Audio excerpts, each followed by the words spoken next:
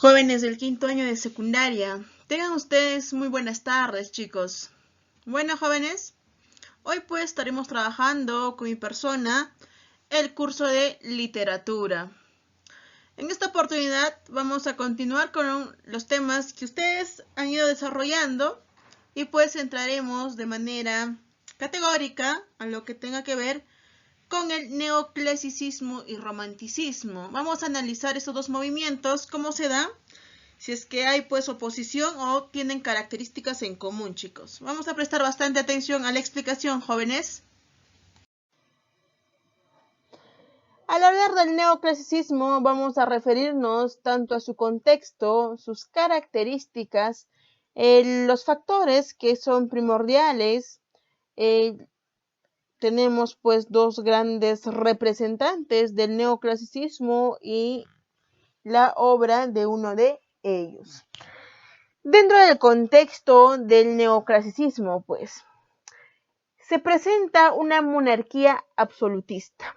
La monarquía, pues, tenía a un rey bastante arraigado a sus, se puede decir, a sus conveniencias políticas, que buscaba siempre quedarse dentro del poder. Dentro de su contexto también está el apogeo económico y el apogeo militar. ¿Qué se busca con el apogeo militar? Amedrentar a la población. El militarismo, en este caso con el neoclasicismo, cumple la función pues de estar unido a su monarquía, a su rey, el servicio a su rey. Por ello, se ponía incluso en contra del pueblo, a quien debería de servir.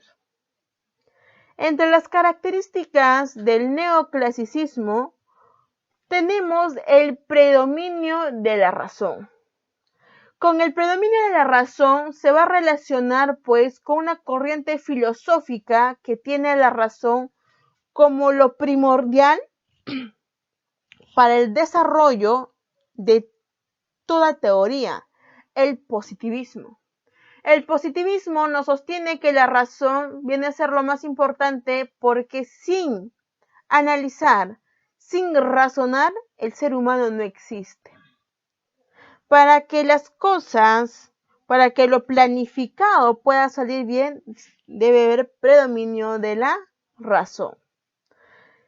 El neoclasicismo se incluso analizando por el nombre, se va a tomar pues porque adapta los modelos clásicos, trae de nuevo los modelos clásicos, lo que se había trabajado. De ahí parte el nombre del neoclasicismo. Neo, después. El neoclasicismo presenta las obras que van a tener como finalidad la enseñanza, la didáctica. La enseñanza en su máxima expresión y también la moralidad, lo que está correcto para la sociedad, incluso lo que está correcto para quien en ese momento pues se cree una autoridad de la sociedad. En lo didáctico se trabaja bastante en la enseñanza hacia el lector, no en los personajes de las obras, sino la enseñanza que se debe dar al lector. Entre los factores tenemos lo que resalta en aquel tiempo la fundación de la Academia Francesa. Entre los autores dentro del neoclasicismo tenemos a Molière. Molière se considera pues un dramaturgo muy importante, pero este dramaturgo es bastante resaltado porque combina la comedia, comediógrafo francés. Y esta comedia que busca satirizar el autoengaño. ¿Cómo es eso? Aquella persona que creía pues engañar al resto y engañarse a sí mismo con que ese comportamiento era el debido solamente por buscar su conveniencia, no actuaba de la manera correcta, porque va a caer en errores, los cuales debe reconocerlo con la burla del resto, pero para su propio beneficio. Molière va a trabajar bastante lo satírico. También está la profundidad psicológica, el cómo se debe comportar. En este caso, Molière nos presenta, pues, en su obra El avaro, cuando Harpagon va a actuar de distintas maneras para su conveniencia.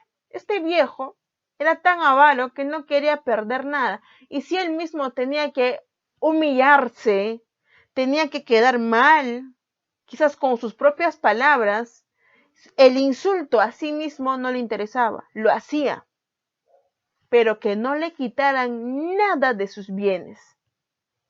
Molière nos presenta la risa pensativa. ¿Cómo es eso? La comedia no solamente busca el entretenimiento, en este caso va a buscar que mientras te presenten una escena que te puede causar jocosidad, también te tiene que hacer trabajar la mente, el pensar por qué es ese comportamiento. Tenemos a Moratín. Moratín, pues, va a trabajar la regla de las 3 unidades. La regla de las 3 unidades dentro de la narrativa. La estructura esencial que se va a trabajar en la narrativa. Lo didáctico, la enseñanza mediante sus obras. Pero, una vez más, esa enseñanza va hacia quienes perciben la obra.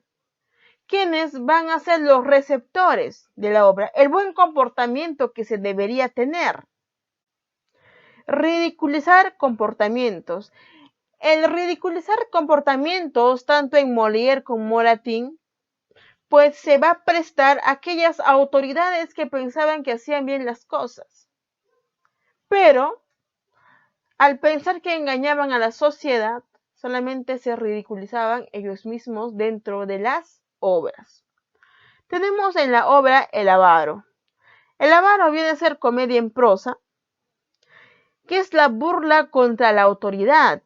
Pero esta burla contra la autoridad viene a ser contra la autoridad que se va a ejercer sobre otras personas, como los padres, que quieren decidir el futuro de sus hijos, pero no van a poder. La confesión y el engaño. Tenemos el juego de máscaras. El juego de máscaras representado por todos los personajes con un comportamiento pues indebido de una sociedad que estaba bastante dañada. La literatura romántica se conoce como aquello que va a relacionar tanto la búsqueda de la libertad, el yo, el individualismo, los sentimientos, y se desarrolla en la primera mitad del siglo XIX y tiene como el lugar donde se va a dar, donde se va a iniciar como su cuna a lo que viene a ser Alemania e Inglaterra. Entre sus características de la literatura romántica vamos a mencionar 7.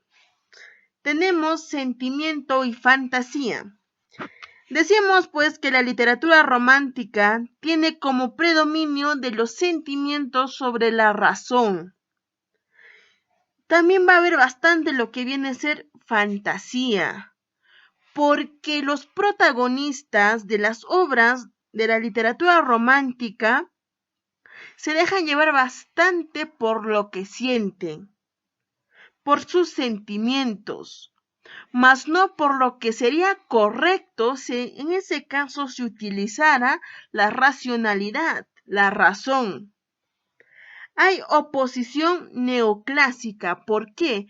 Porque el neoclasismo busca la perfección. El neoclasismo viene a ser una etapa después del clasismo, de lo clásico, que tiene como punto central al hombre, en su manera de pensar, en su manera de ser, busca el perfeccionismo. Y es lo que no quiere la literatura romántica. Es por ello que hay oposición, exaltación del yo. Se resalta el yo individual.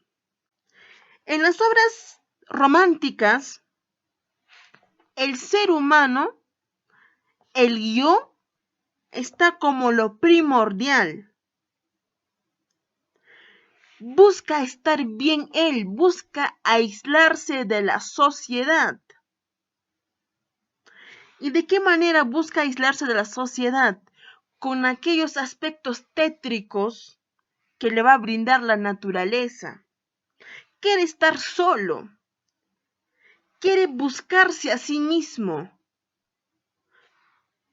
Pero todo con lo que tiene que ver entre la fantasía, la imaginación y como tenemos como el cuarto o como la cuarta característica, la subjetividad.